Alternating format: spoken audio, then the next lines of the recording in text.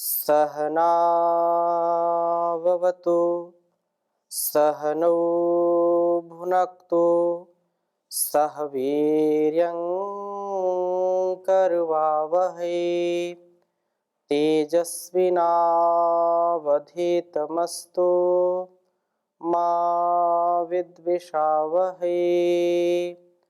ओम शांति शांति शांति।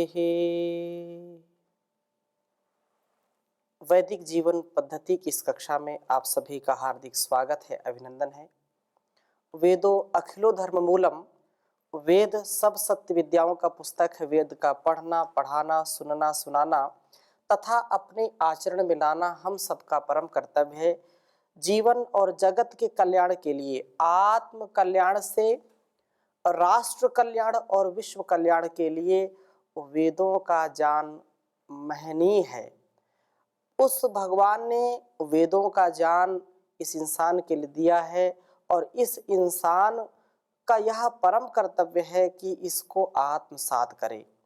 अपने मन, वाणी और व्यवहार में इसका आचरण करता हुआ जब व्यक्ति विचरता है, आगे बढ़ता है, तो उसका सारा कष्ट नष्ट हो जाता है। इसलिए हम इस वेद माता की गोद में कल्याणी वेदवाणी का अध्ययन जब करते हैं, इसका श्रवण मनन करते हैं, चिंतन करते हैं, तो अवश्य ही हमारा यह जो जीवन है दिव्यता से परिपूर्ण हो जाता है। हम अपने आप का भी कल्याण करते हैं और राष्ट्र का, समाज का भी कल्याण करते हैं, क्योंकि मनुष्यता यही है जो स्वयं भी अपना व्यक्तित्व, कृतित्व, नेतृत्व दिव्य करे और दूसरों को भी ऐसी प्रेरणा दे। निरंतरता के साथ वेद का स्वाध्याय हम कर रहे हैं। ऋग्वेद के चतुर्थ मंडल के 18वें सूक्त का स्वाध्याय चल रहा था, जिसमें वेद माता का अनुसरण करने वाला व्यक्ति कभी भी पतित नहीं होता है, ऐसी चर्चा हुई थी, जिसमें हमने तृतीय मंत्र का स्वाध्याय किया था। और इस बात को हमको समझ लेना चाहिए कि यदि पूरे विश्व में शांति स्थापित करना है, यदि एकत्व का भाव स्थापित करना है, यदि अपने कर्तव्यों का ठीक ठीक निर्वहन करना है, तो हमको वेदों के अनुसार जीवन जीना ही पड़ेगा। वेदों के प्रतिकूल, वेद के विपरीत आचरण कभी भी हमारी उन्नति नहीं कराता, अपितु पतित कर देता है। हम गर्त में चले जाते हैं, हम अपने इस विराट व्यक्तित्व को नहीं पहचान पाते हैं। इसलिए वेद माता का अनुसरण करना, इसके फॉलोअर बनना, यदि सच्चा मानव का क्या कर्तव्य है इसको जानना है, तो वेदों का ज्ञान हमारे लिए अत्यंत अनिवार्य है। क्योंकि संपूर्ण विद्याओं का, संपूर्ण जो जीवन की हमारी आवश्यकताएं हैं, या जो ये कहें व्यवहार हैं, कर्तव्य हैं, जो हमारी ड्यूटी है, उसको हम ठीक ठीक समझ सकते हैं, इसका निर्वहन कर सकते हैं, तो वेद उसके लिए परम प्रमाण है। आज हम स्वाध्याय करेंगे चतुर्थ मंडल के 18वें सूक्त के 5वें मंत्र का। यह अत्यंत सुंदर वेद मंत्र है और इसमें जो बात कही है, एक वेद का जो स्वाध्याय करता है उसके लिए अत्यंत आवश्यक है। और निसंदेह है, किसी भी समुदाय से, संप्रदाय से, मत मतांतर से यह वेदों का ज्ञान हम बांध नहीं सकते इसको, क्योंकि ये मनुष्य मात्र के लिए है।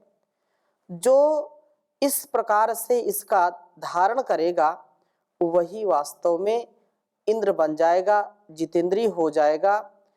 तो 5वें मंत्र की मैं चर्चा करूं उसके पहले जो हमने अलौकिक शक्ति का भी जो भाव हमको अपने अंदर धारण करना चाहिए, उसके लिए भी वेदों की जो शिक्षाएं हैं, वेदों का जो उपदेश है हमारे लिए अत्यंत महनीय है।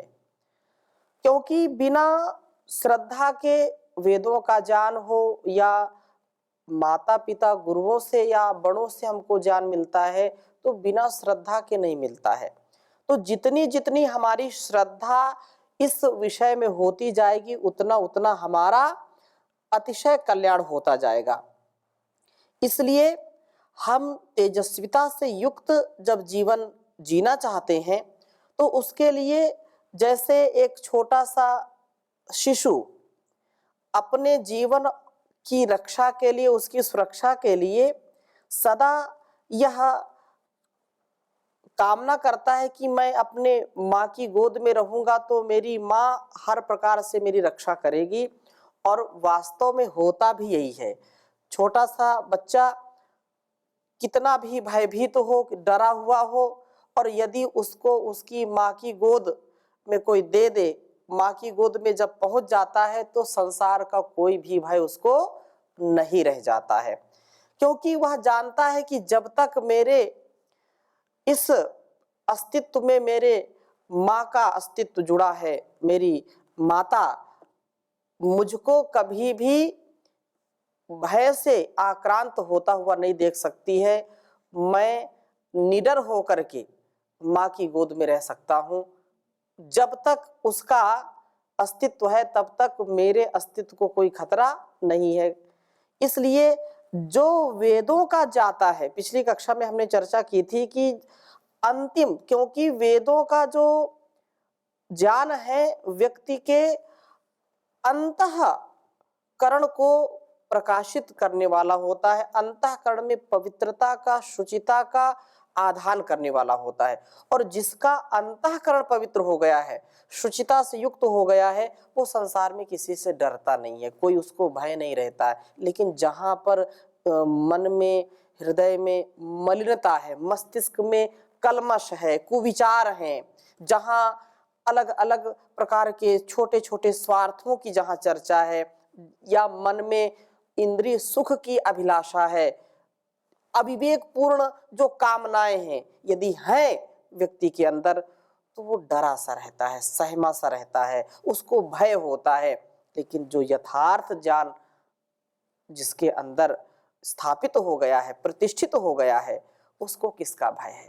तो एक बात और हमको समझनी चाहिए, क्योंकि बहुत ही सुंदर बात कही थी कि यदि वेदों का स्वाध्याय करने वाला व्यक्ति इस वेद माता के बताए मार्ग का अनुसरण नहीं करेगा, तो इससे वेद माता की भी हानि है। अर्थात वेदों के ज्ञान का यदि हमारे अंदर आधार नहीं है, हमारे मन वाणी व्यवहार में उसका दर्शन नहीं होता है, तो लोगों की उंगलियां हमारे ओर उठेंगी और वो कहेंगे कि वेद का स्वाध्याय करने वाले लोग ऐसे ही होते हैं। उनको हमारे से भी अश्रद्धा होगी और वेदों के शास्त्रों के ज्ञान से भी अश्रद्धा होगी कि ये तो पढ़ने वाले, वेदों की चर्चा करने वाले ऐसे ही हैं। इसलिए हमको सावधान होकर के इस बात को समझना चाहिए कि हम अलौकिक शक्ति के धनी बन जाते हैं जब ऐसा ही आचरण करते हैं जैसा कि हमको इसमें उपदेश दिया गया है। वासनाओं के संग्राम में हम विजयी हो जाते हैं, ज्ञान वाणियों के तत्व का दर्शन करने वाले हो जाते हैं। इसलिए अत्यंत महनीयता के साथ, अत्यंत उत्साह के साथ इस वेद माता की बात को सुनना और उसको अपने जीवन में उतारने का प्रयास करना चाहिए। तो वेद मंत्र मैं लिखता हूं, फिर चर्चा आगे करूंगा।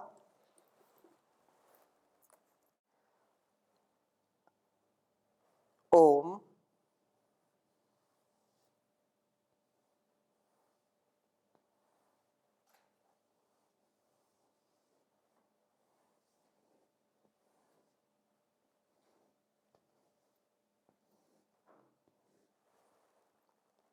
अवध्यमिव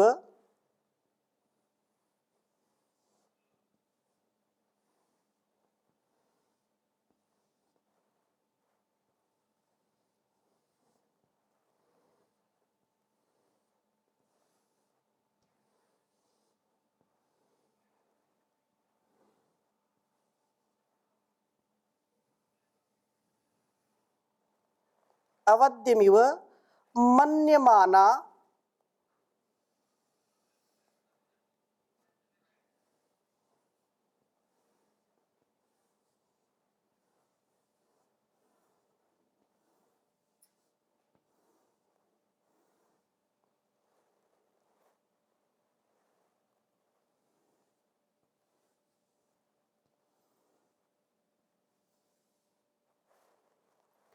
गुहा करिंद्रम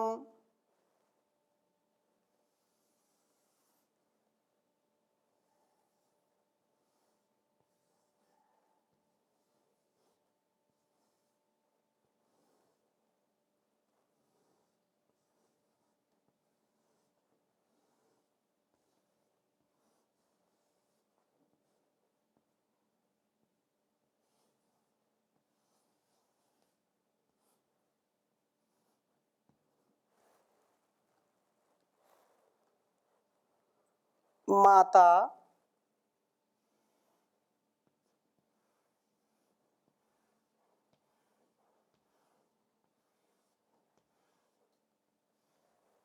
गुहा करिंद्रम माता वीरेणा दृशिष्टम।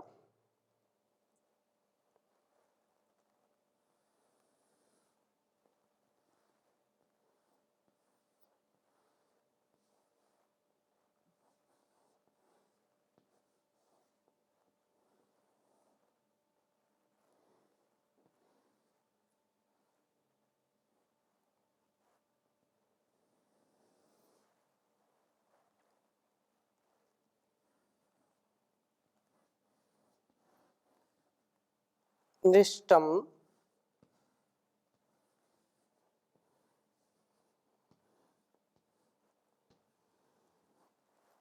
अथोदस्थात्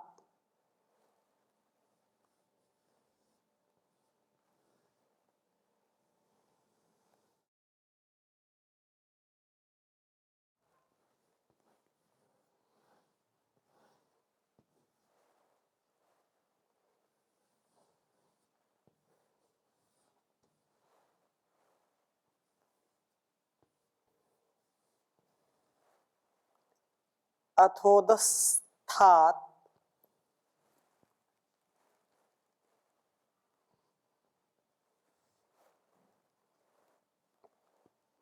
स्वयं अकत्वम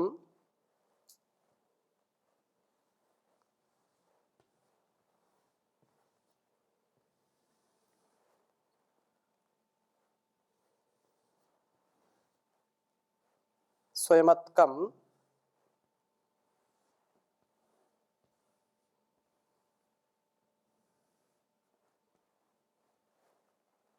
वसाना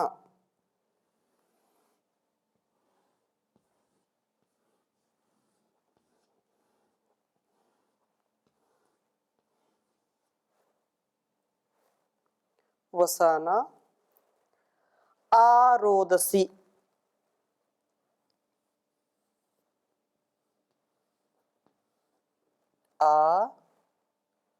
आरोदसी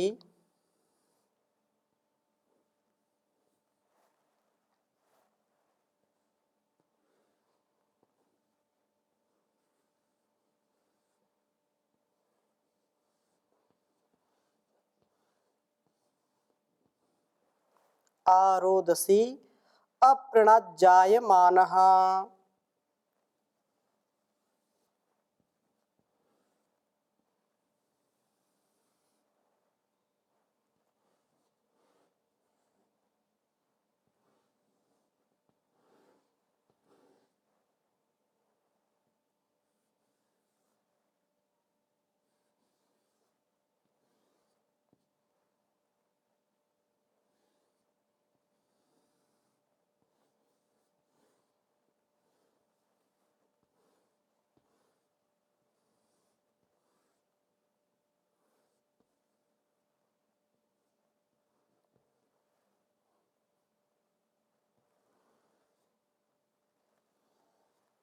ऋग्वेद का चौथा मंडल है, जिसका यह 18वां सूक्त और 5वां मंत्र है। यह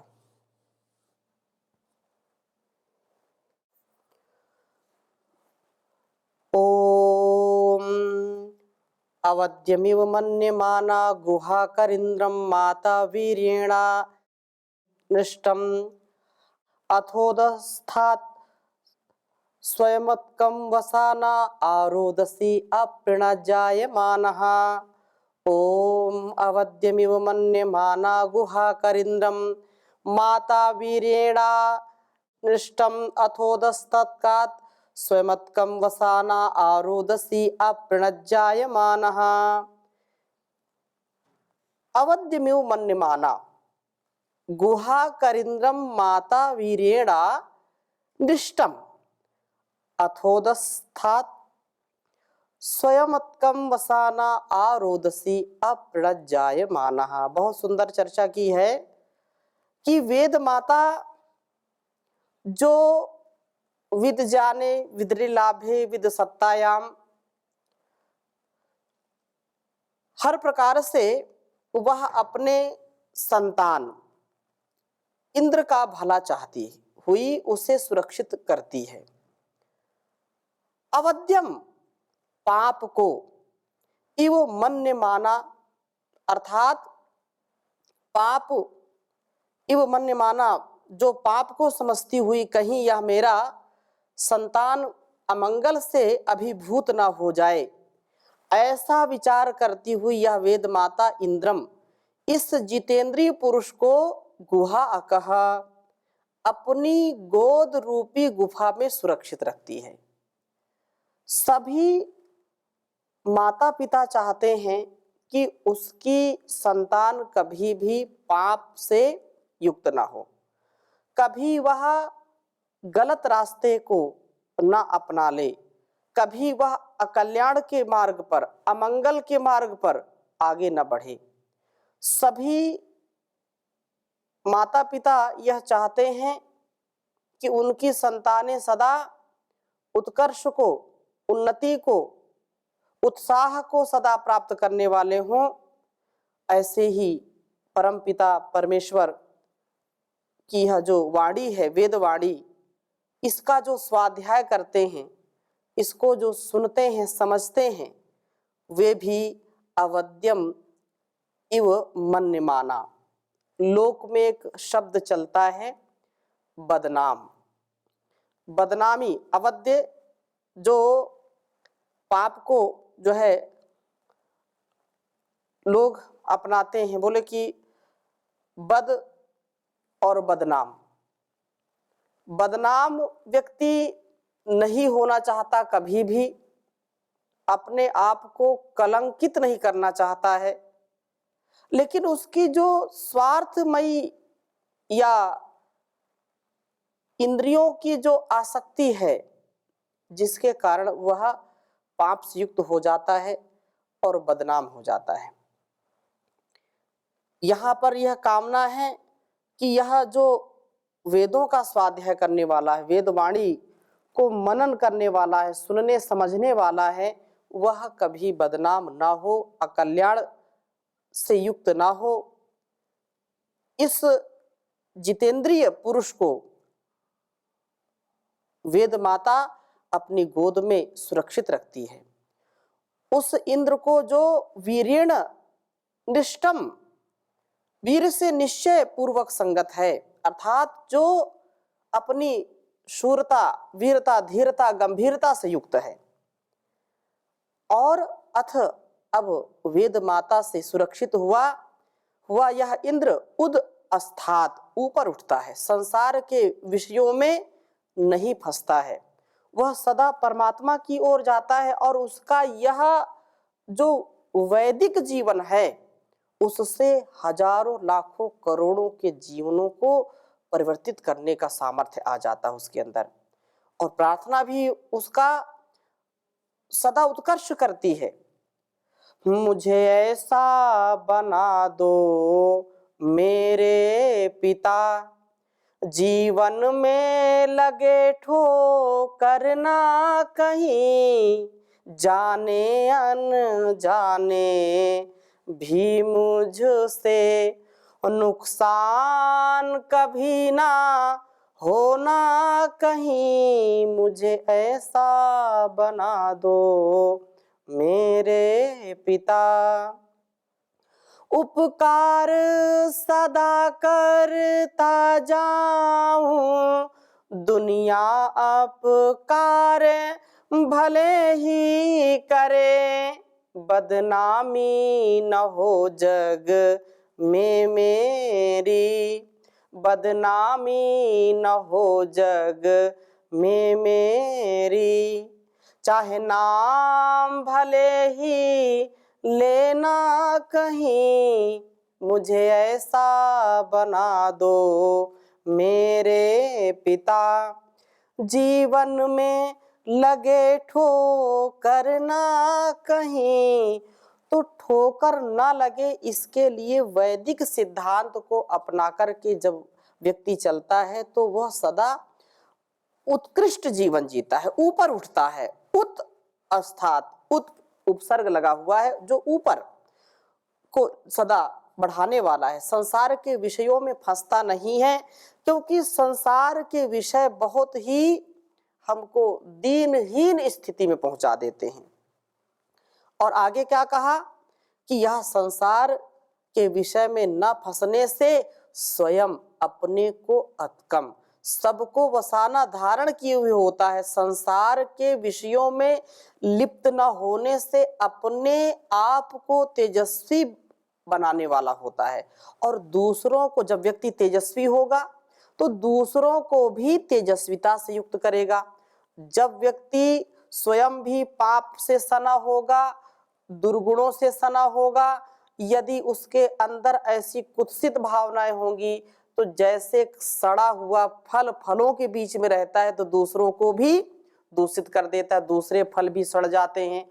ऐसे ही जो कुत्सित विचारधारा वाला व्यक्ति है, जो तेजहीन है, वीरहीन है, जो स्वाध्यायहीन है, जो कमजोर है, कायर है, बुजदिल है, जो स्वयं ग्लानि में रहता है, स्वयं वासनाओं से फंसा हुआ व्यक्ति होता है, वो दूसरों को भी ऐसा ही बना देता है। लेकिन जो उत्साह में रहता है, जिसको वेद माता सदा ऊपर उठाने वाली होती है, वह केवल अकेले ऊपर नहीं उठता है, अपने साथ दूसरों को भी इस जंजाल से, इस वासना रूपी जंगल से ऊपर उठा लेता है और आनंद से युक्त जीवन कर देता है। इसलिए वो स्वयं भी ऊपर उठता है, तेजस्वी होता है, और यह जायमानः शक्तियों का विकास करता हुआ रोदसी द्यावा पृथ्वी को, मस्तिष्क और शरीर को अप्रणीत समन्तात पूरित करता हुआ सदा आगे बढ़ता है। मस्तिष्क को ज्ञान से, ज्योति से प्रकाशित करता है, तो शरीर को शक्ति से परिपूर्ण करता है। बुद्धि की भी शक्ति होनी चाहिए, अर्थात तेजस्विता होनी चाहिए, विचारों में दिव्यता हो, भव्यता हो, कुत्सित विचार ना हो, और शरीर से भी व्यक्ति बलिष्ठ होना चाहिए। तो ये वेद माता दोनों काम करती है कि शरीर से भी व्यक्ति बलशाली होता है और बुद्धि से भी बलशाली होता है। तो बुद्धि बल, मनोबल, आत्मबल भी आवश्यक है, और शरीर बल, समाज का बल, धन बल भी आवश्यक है। जो वेदों की शरण में रहता है उसको कभी किसी प्रकार की दुर्बलता सताती नहीं है, वो सदा सबल रहता है और सफल रहता है। सबलता से युक्त होता है व्यक्ति, सफलता से युक्त होता है। लोग पूछते हैं तुम्हारी सफलता का राज क्या है? सफलता का राज तो एक ही है कि वेदानुकूल आचरण करना, वेदों के बताए मार्ग पर सीधा चले जाना। वेदों के मार्ग पर जो चलता है उसी अध्यात्म का, ये जो वेदों के ज्ञान का एक हाईवे हमारे सामने है, राजमार्ग है।